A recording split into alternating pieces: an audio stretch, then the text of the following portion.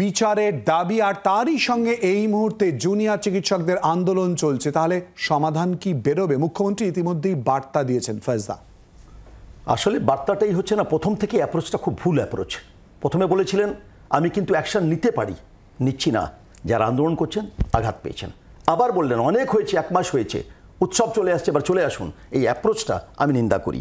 আমি কুর্নিশ জানাই যারা পুজো কমিটি বলেছেন আমরা ফেরত দিচ্ছি, আমরা নিচ্ছি না অনুদান, যারা তাদের অ্যাওয়ার্ড ফেরত দিয়েছেন। ফলে গোটা রাজ্য বিচার চায়। আমি বলছি পুজো হোক, বিচারের লড়াইটা থাকবে। বিচারের বাণীটা নিয়ে যে লড়াই করছেন জুনিয়র ডাক্তাররা, আমরা পাশে থাকবো যতদিন বিচার পাবো না। ফলে বিচারের পাশেই থাকবো। বিমলদা, আমি যদি ভুল না করি আমার মাথা উঁচু থাকবে, আমার যদি ভুল হয় আমাকে মাথা নিচু করতেই হবে, যত বড় আমি হই না কেন। এখানে এই প্রশাসন, এই রাজনৈতিক দল যারা সরকার চালাচ্ছে তারা ভুল করেছে, তাই তাদের কিন্তু মাথা নিচু করে সমস্যার সমাধান করতে হবে। আর শেষ কথা বলি, আমার নিজের একটা ফেসবুক পোস্ট থেকেই 2 লাইন। পুজো আসছে, পুজো তো হবেই, কিন্তু যখনই উৎসবে গা ভাসানোর কথা কেউ বললে আমার মনে পড়ে যায় ওই ডাক্তার মেয়েটার কথা যে বাঁচতে চেয়েছিল। তাই উৎসবে গা ভাসাতে পারবো না, অসম্ভব। এই মন নিয়ে উৎসব করা যায় না। অজয়বাবু, আপনার পেশা প্রাক্তন পুলিশ কর্তা, তার বাইরে গিয়ে বিচার, অপরদিকে আলোচনার জন্য ইতিমধ্যেই মুখ্যমন্ত্রীর তরফ থেকে বার্তা। আপনার কি মনে হয়, ব্যক্তি অজয়দার কি মনে হয়? দেখুন, পুজো একটা বাঙালির বড় উৎসব। সে পুজো তো পুজোকে বাদ দিয়ে কোনো কিছু আশা আমরা করব না। আগামী দিনে যে পুজো, সে আনন্দ সবাই আমরা করব এবং দেশ করবে, দশ করবে। অ্যাট দ্য সেম টাইম বিচারের জন্য যেসব আন্দোলন চলছে সেটাও চলুক, আমি বলছি না। তবে কোনো কিছুকে বাদ দিয়ে শুধু আন্দোলনই হবে এটা আমার মনে হয় ঠিক নয়। তবে আন্দোলন হওয়ার একটা যথেষ্ট কারণ আছে, আন্দোলন করার একটা কারণ আছে, যুক্তি আছে, এ বিষয়ে কোনো সন্দেহ নেই।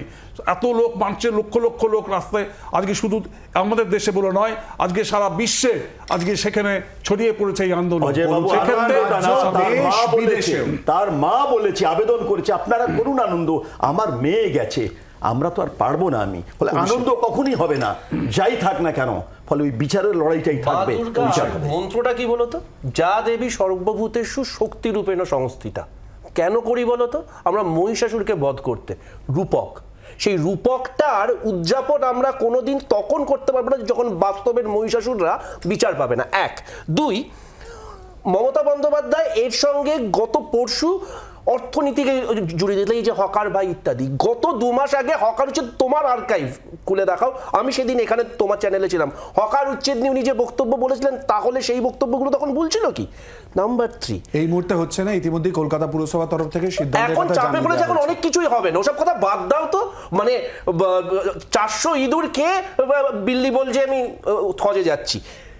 লাস্ট বাট নট লিস্ট, কালকে মমতা বন্দ্যোপাধ্যায় ইন্টারেস্টিং একটা কথা বলেছেন। উনি বলেছেন যে এই যে রাত্রি 10টার পর তো মাইক বাজানো যায় না, বা আপনারা রাস্তা বন্ধ করছেন। শ্রীভূমির রাস্তা বন্ধ হয় মহালয়ার আগের দিন থেকে, আপনি উদ্বোধন করতে আসেন, তখন অসভ্যতাগুলো বা সমস্যাগুলো মাথায় আসে না। তখন মাথায় আসে না যখন আপনার ছোট ছোট ছেলে মেয়েগুলো রাত্রিবেলা ডিজে পার্টি করে। ডিজে পার্টির থেকে অনেক বেশি সুচারু আন্দোলন হচ্ছে এখানে, গ্রাফিতি আঁকা হচ্ছে, গান গাওয়া হচ্ছে। এটা আপনার সিদ্ধারাতে ঠান্ডা স্রোত বইতে পারে, কিন্তু মা দুর্গা মায়ে আমাদের এখানে আসবে উমাকে রক্ষা করতে, প্রত্যেক বাড়ির উমাকে। দেখুন, তদন্ত করছেন সিবিআই এর দপ্তর ঘেরাও করা উচিত, বিচার করবেন সুপ্রিম কোর্ট, আরজিকর পাহারা দিচ্ছেন সিআইএসএফ।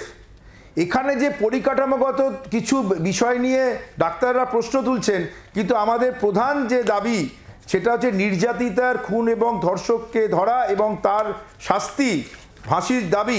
সেই দাবি থেকে আমরা সরে যাব না যাই, এবং যারা রাজনৈতিক বলে সুতরাং আজ এখানে যেটা হচ্ছে, এখানে মুখ্যমন্ত্রী বলেছেন যে দুর্গাপুজোর সময় 80,000 কোটি টাকার একটা অর্থনীতি, 80,000 কোটি টাকার একটা অর্থনীতি, সেই অর্থনীতিটাকে অর্থনৈতিক বিষয় অংশ। এখন কি বলছেন,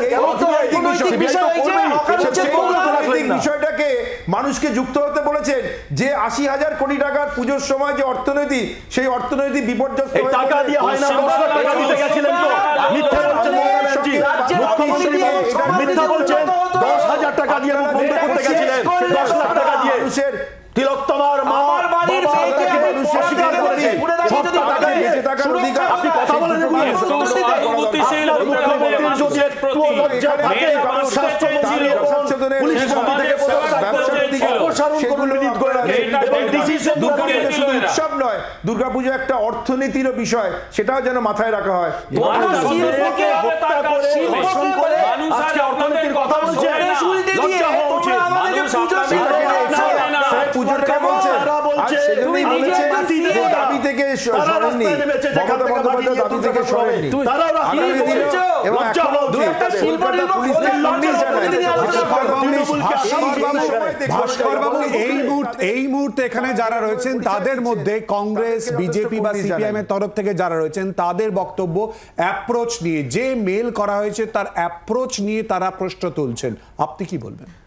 আমাকে জিজ্ঞেস করলেন তো? হ্যাঁ ভাস্কর বাবু। হ্যাঁ, দেখুন, মেল করাই বলছি যে মেল করার পদ্ধতিগত ত্রুটি, এটা যদি মেনে নেওয়া যায়, উদ্দেশ্যটা কিন্তু মেনে নেওয়া উচিত। সবই ত্রুটি। আপনার এখানে মুখ্যমন্ত্রী স্বয়ং ভাস্করবাবু, নবান্নতে সবই ত্রুটি। অপেক্ষা চন্দ্রিমা করছিলেন ভট্টাচার্য তাদের প্রেস সঙ্গে কনফারেন্স বসার বলছেন, জন্য। সেটাও তারা এলে আপনি মুখ্যমন্ত্রীর দেখবেন বলতে যে না, আমি এবং 10 কিছু জন টাকা রাজনৈতিক বলিনি। দল আবার চাইছে উনি না বলছেন যে না, এই 10 জন না, আলোচনা বেশিও আসতে পারে। যে আর সমস্যাটা এখানে বলা হয়েছে হয়েছে মেলে সেই সমস্যার ম্যানেজমেন্টে সমাধান হোক। এবং কি বলছেন আপনি? আপনারা সবই ত্রুটি হচ্ছে। উন্নয়নের জন্য এই ত্রুটির মধ্যে দিয়ে তিলোত্তমাকে শেষ করতে হয়েছে। এখনো ত্রুটি। এই প্রসঙ্গে এই মুহূর্তে ঢুকছি না ভাস্কর বাবু। যে দাবি করে মেনেছিলেন, আলোচনার সেই মাধ্যমে দাবিগুলো মীমাংসার কিন্তু মেনে নেওয়া জন্য হয়েছে। যে মেল ইতিমধ্যেই মুখ্যমন্ত্রীর তরফ থেকে করা হয়েছে, ইতিমধ্যেই যে মেল আমরা তুলে ধরেছি, আবারও দেখাচ্ছে প্রিন্সিপাল সেক্রেটারির তরফ থেকে যে মেল। এতে সমস্যা কোথায়? এক্স্যাক্টলি, জাস্ট আমি এটা কয়েক সেকেন্ড নেব, পদ্ধতিগত কয়েক সেকেন্ড। ত্রুটি সেই শুধু জায়গায় নয়, the পদ্ধতিগত approach is ত্রুটির very, কথা very বলছেন। bad না না না, and insensitive. কখনোই খারাপ নয়। প্রথম এটা থেকে এই মুখ্যমন্ত্রী insensitive. পড়ে দেখুন এই মেলের ভাষা কোথাও কি মনে হয়েছে খারাপ? আরে মমতা না, বন্দ্যোপাধ্যায় এখানে বিরোধীরা যারা রয়েছেন তাদের ভবানীপুর থেকে সন্দেশখালী যেতে পারেনি, বুঝলাম। ভবানীপুর থেকে শান্ত, তারা, আমরা আশা করি স্বাস্থ্য ভবনে তাদের আসতে পারছে না। শুভবুদ্ধির উদয় হবে। আরে ভবানীপুর এবং থেকে স্বাস্থ্য শুভবুদ্ধির ভবনে উদয় হবে। 144 দাঁড়ানো তারা নাকি? আগামীকাল নিশ্চিত আরে মুখ্যমন্ত্রী রাজীব কুমারকে আসতে পারছে না কেন? কিন্তু আমি তিনজনের কাছে, জাস্ট তিনজনের কাছে একটা শব্দ, কিন্তু মুখ্যমন্ত্রী বার্তা তো দিয়েছেন, বিমল দা। অসুবিধা হতে পারে, কিন্তু মুখ্যমন্ত্রী সমস্যার সমাধান বার্তা হবে। দিয়েছেন, কিন্তু যারা কথা বলতে চাইছে, ডাক্তার বা জুনিয়র ডাক্তাররা তো কথা বলবেন না বলেননি, কিন্তু তাদের যে আজকে আপনারা চাইছেন কি? কথাবার্তাটাকে একটু শ্রদ্ধা আপনাদের করতে হবে। নেতৃত্ব মানে মুখ্যমন্ত্রী বার্তা দিয়েছেন। অভিষেক, মুখ্যমন্ত্রী বার্তা দিয়েছেন। কিসের বার্তা? বার্তা দেওয়ার জন্য তোমরা আছো সংবাদ সংস্থার লোকেরা। বার্তা দেওয়ার জন্য মুখ্যমন্ত্রী আলোচনা বসার জন্য ইতিমধ্যে আলোচনা জানিয়েছেন, কিন্তু ছাত্ররা তাদের অবস্থানে মেল পাওয়া না পাওয়া এই নিয়ে তাদের দুবার করে বক্তব্য কিন্তু উঠে এসেছে। কিন্তু কোথায় দাঁড়িয়ে রয়েছে পরিস্থিতি? এক, বিচারের দাবি, এবং অপর দিকে যদি দেখি জুনিয়র চিকিৎসক তারা এই মুহূর্তে স্বাস্থ্য ভবনের সামনে আন্দোলনে অনড় রয়েছে। বাংলার আওয়াজ, বাঙালির আবেগ, জি 24 ঘন্টা।